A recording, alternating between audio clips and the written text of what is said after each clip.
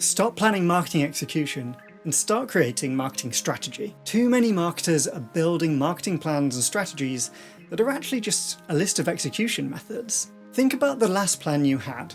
What did it cover? All of the channels you're going to use, types of content you'll create, ads you'll run? This is all execution and does belong in a marketing plan, but it needs a strategy to direct it. Unfortunately, most marketers skip the strategy and go straight into the campaigns. But it's not your fault. This is what you've been told to do by other leaders, influencers and gurus out there. This is what worked for them and doing random elements of marketing. And that's not to say that without a strategy it won't work. It just has a much higher chance of failure. So let's change that and take you through everything you need for quality marketing strategy and campaign plan. This is going to be a big one, so strap in and watch it in parts if you need to. You can also follow along and start building your strategy with me. Let's first start with why marketing fails, because without knowing this, you won't be able to see the signs yourself. The first reason is that you haven't got a strategy.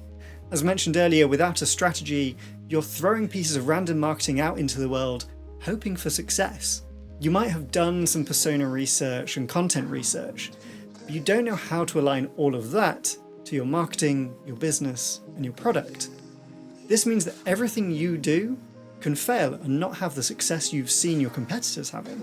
The second main reason is not having goals. Marketing benefits so much from direction, but without having goals, how do you know what that direction should be?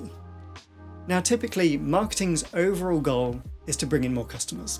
Simple. But how that goal is broken down into elements to help that is the important part. For instance, doing SEO content will bring in customers eventually, not right away, but increasing your thought leadership and community is going to bring in customers. So the goal that an SEO campaign would fit into would be increase market leadership. I'm doing a dedicated video to setting goals, which will come soon or be linked somewhere now. The next top reasons are somewhat out of your control. You might not be meeting targets set, and so you can go into crisis mode and start forgetting about everything you've been building up and working on, and going back to the first reason. You lose sight of the strategy and you start just throwing out random pieces of marketing, hoping they'll help. Another reason is that business and leadership keep changing direction. As marketers, we need to be dynamic with the business and market overall, but constant change is going to break the flow of marketing and even break any trust you've built with an audience. Imagine Instagram turning around tomorrow and saying, you can only live stream on Instagram now. That's going to completely change the way people see and use the app. It'll change the marketing for sure, but the perception of the customers and users is more important than that. Finally, the last major reason marketing fails is team turnover. Losing a member of the team has a wide-ranging effect. If it's a junior position, someone has to pick up those responsibilities until you fill the role, which is diverting their attention from what they should be doing, and that has a big knock-on effect. Losing a leadership position has the same effect. Someone still needs to run marketing, and then when you get the new leader in, they decide everything you've been doing is wrong, and they build their version of the marketing direction. Again, breaking down everything that's been done, even if it was good. Knowing why marketing fails brings us to the solution, a solid marketing strategy. But how does a strategy solve these problems? Firstly, it keeps everyone on track. If you have a plan of action and a strategy, everyone in your team and in the leadership team should know what you're doing, and more importantly, why you're doing it.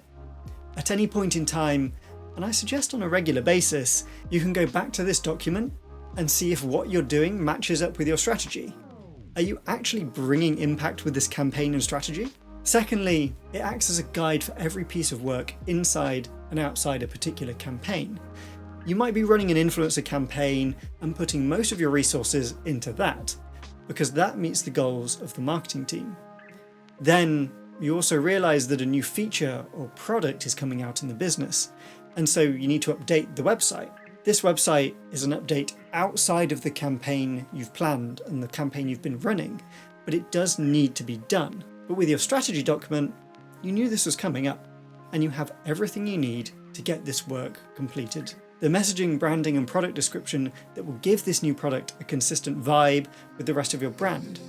The strategy document also gives direction to creating sales decks, social media content, PR content, everything you need to do as a marketer should be run through this document.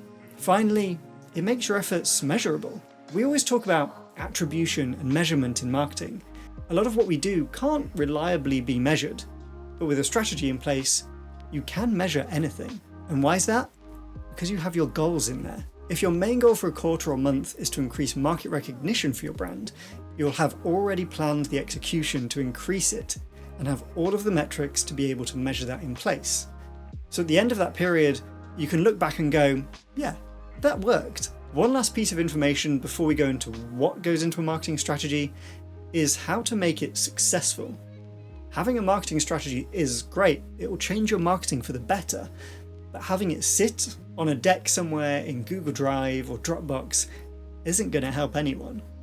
To really make it successful, you need to ingrain it into you and your team's brains. It needs to be communicated well to start with. Make sure that the whole team knows about the strategy, has been walked through it, given chances to ask questions and even amend your strategy, and let them know what the impact this will have on a brand. You then need to make sure that you and the team are referring back to this on a regular basis. Is the content you're creating still aligned with your strategy? Or have you gone into crisis mode? You also need to be dynamic with it. Things change, businesses change, culture changes. People's needs and wants change all the time. While you shouldn't be changing your main strategy every day or week, tweaks based on learnings and shifts in the industry, they will be required. So it should be treated as a semi-living document that can just flow with the business. It should have enough wiggle in it to flex for opportunities that come up that weren't planned for or even thought about. But it should still remain intact enough that you don't need to rebrief it every week. Your marketing and messaging shouldn't actually be changing too much if you really want to build that valuable brand. That's everything for this video. In the next part, we're going to be talking about what actually goes into your marketing strategy. Leave a like, comment, and let me know what you want to know about marketing, and I'll create a video on it.